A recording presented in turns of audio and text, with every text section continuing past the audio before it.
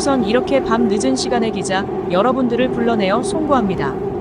그러나 저는 지금 매우 절박한 심정으로 이 자리에 섰습니다.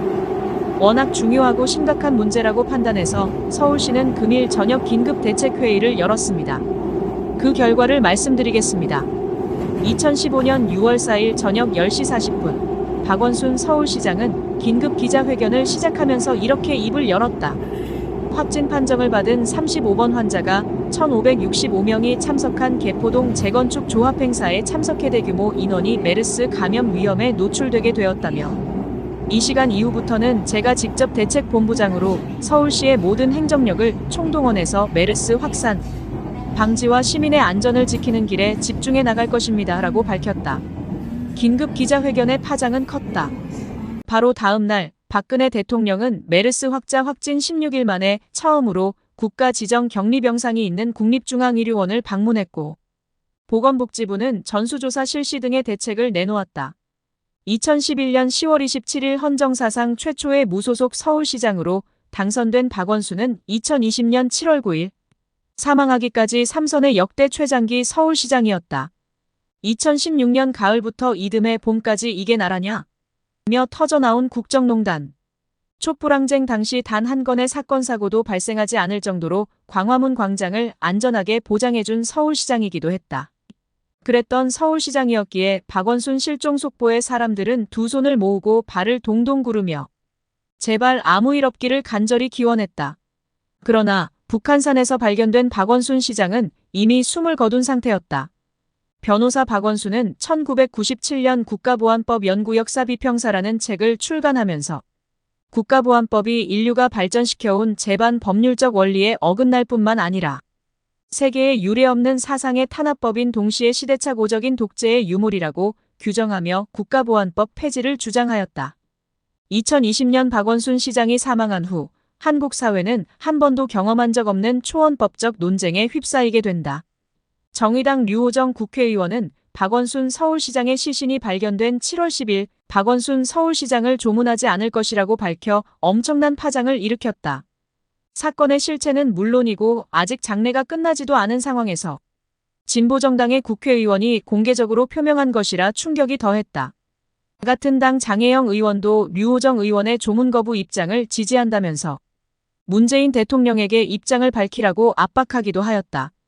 2018년 서울시장 선거에서 녹색당 후보로 출마해 박원순 후보와 경쟁하며 사위의 돌풍을 일으켰던 신지혜 녹색당 공동위원장은 박원순 더러워라고 적힌 피켓을 들고 박원순 성폭력 사건 국민감사청구 서명운동을 벌이기도 했다.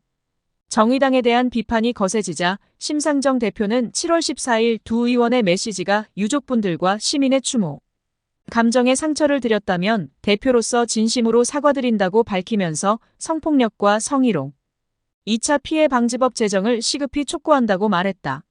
하루 전날인 7월 13일 박원순 시장을 성추행 혐의로 고소한 고소인 측 김재련 변호사와 여성단체는 서울시장에 의한 위력 성추행 사건 기자회견을 열고 이 사건은 전형적인 직장 내 성추행 사건임에도 피고소인이 망인이 돼 공소권 없음으로 형사고소를 진행 못한다.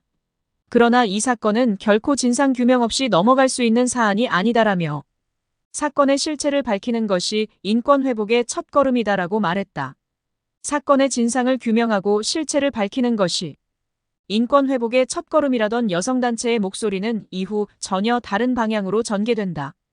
2차 가해 금지라는 그동안 한국 사회에서 깊이 있게 논의되지 못한 프레임이 강하게 작동하면서 오히려 사건의 진상규명과 실체를 가로막았다. 여성폭력방지기본법 제3조 3항에 2차 피해라는 용어의 설명과 구체적인 내용이 담겨 있긴 하지만 2차 가해라는 개념은 기존 법체계에서 찾아볼 수 없는 것이었다. 그럼에도 2차 가해 프레임은 순식간에 모든 언론의 뉴스를 장악하고 사람들을 규정하는 잣대로 작용했다. 추가 증거를 내놓겠다던 김재련 변호사와 여성단체 측의 구체적인 증거를 요청하는 것은 2차 가해로 규정되었다.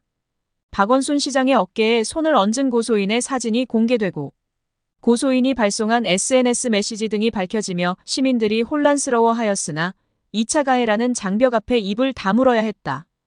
조희연 서울시 교육감은 자신의 페이스북에 시장 박원순이 있었기에 세월호와 촛불항쟁의 광장이 열렸다고 생각한다. 역사에서 우리의 민주주의를 오늘까지 진척시킨 주역이었다고 감히 말하고 싶다고 밝혔다가 2차 가해라는 비판을 받기도 했다. 박원순 이름을 공개적으로 밝히는 것은 용기가 필요한 일이 되었다. 2021년 3월 박원순 사건을 재조명한 비극 의탄생황 의서재를 출간한 오마이뉴스. 손병관 기자는 회사로부터 정직 1개월의 징계를 받아야 했다.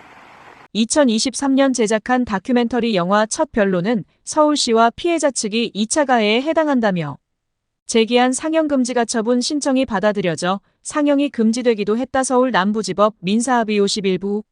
박원순은 떠나갔지만 2차 가해 프레임은 날카로운 부메랑이 되어 사회 곳곳을 날아다니고 있다.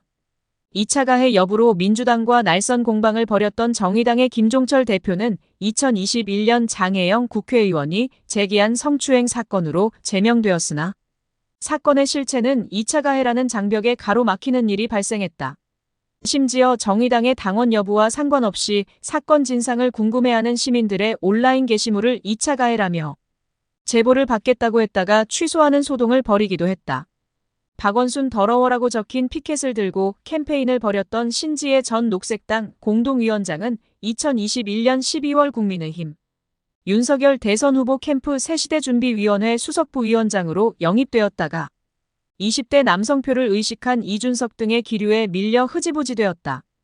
박원순 시장을 조문하지 않겠다던 정의당 류호정 의원은 2024년 1월 15일 정의당 탈당을 선언하고 새로운 선택이란 중도 정당으로 자리를 옮겼다.